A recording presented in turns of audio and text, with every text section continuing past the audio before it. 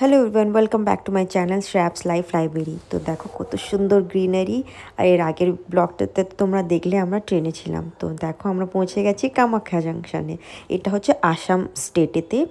তো আমরা ওয়েস্ট বেঙ্গল থেকে মানে কলকাতা টু শিলিগুড়ি গেছি। দেন শিলিগুড়ি থেকে আমরা ট্রেন নিয়ে আসাম গেছি।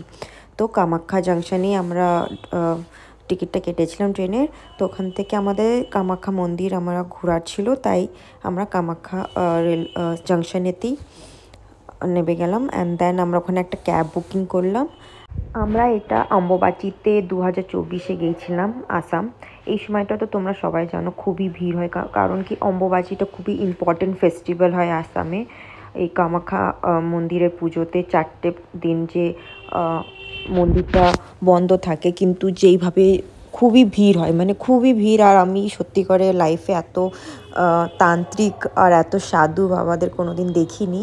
অ্যান্ড আসাম গভর্নমেন্ট সব সাধুদের জন্য, সাধু বাবাদের জন্য খুবই ভালো অ্যারেঞ্জমেন্ট করেছে। স্টেশন থেকে পুরো কামাখ্যা মন্দির অবধি, ইনফ্যাক্ট পুরো মানে ওই পার্টিকুলার এরিয়াটা খুবই ভালো অর্গানাইজড করেছে আসাম গভর্নমেন্ট। আর আমরা তো হোটেল পাওয়া খুবই মুশকিল হয়ে যায় এই সময়। অ্যান্ড লাকিলি আমার দাদার গেস্ট হাউস থেকে আমরা একটা রুম বুক করতে পারি। তো এটা আমাদের দাদার গেস্ট হাউসে, এখানে আমরা রুম বুকিং করি। অ্যান্ড দেন আমরা ওখানে 2 nights ছিলাম। গেস্ট হাউসটা খুবই ভালো, ওয়েল মেনটেন ছিল। আর আমাদের খুবই ভালো লাগছে, বিকজ বাইরে তো আমরা হোটেল বুকিং করার কোনো পাচ্ছিলাম না, বিকজ এটা অম্বুবাচীর টাইম ছিল আর ওই সময়টা খুবই ভিড় থাকে। তো আমাদের খুবই ভালো হলো এটাই গেস্ট হাউসটা পেয়ে যাওয়ার জন্যে।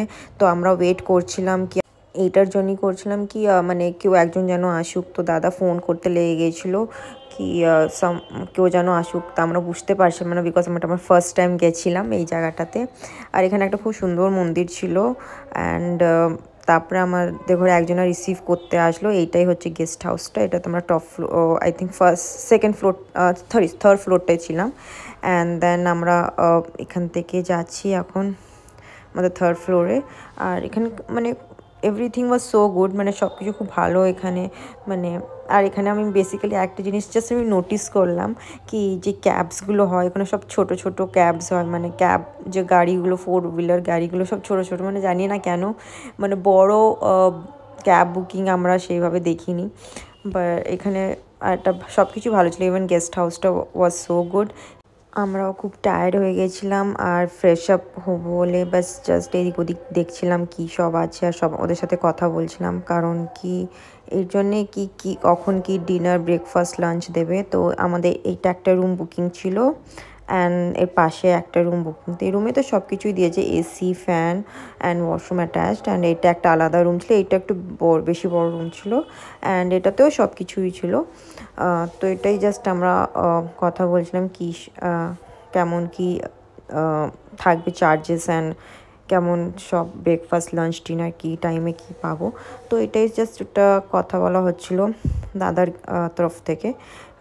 তো আমি তোমাদের ঘরে জাস্ট কোম্পানি অ্যান্ড দ্য অর্গানাইজেশনের নামটা আমি বললাম না, আমার দাদাই যেখানে জব করে। তো কিন্তু আমার দাদার জব করে যেখানে, সেখান থেকেই আমরা এই গেস্ট হাউস, মানে সেই দাদার থ্রুই আমরা এই গেস্ট হাউসটা বুকিং করা হয়েছিল।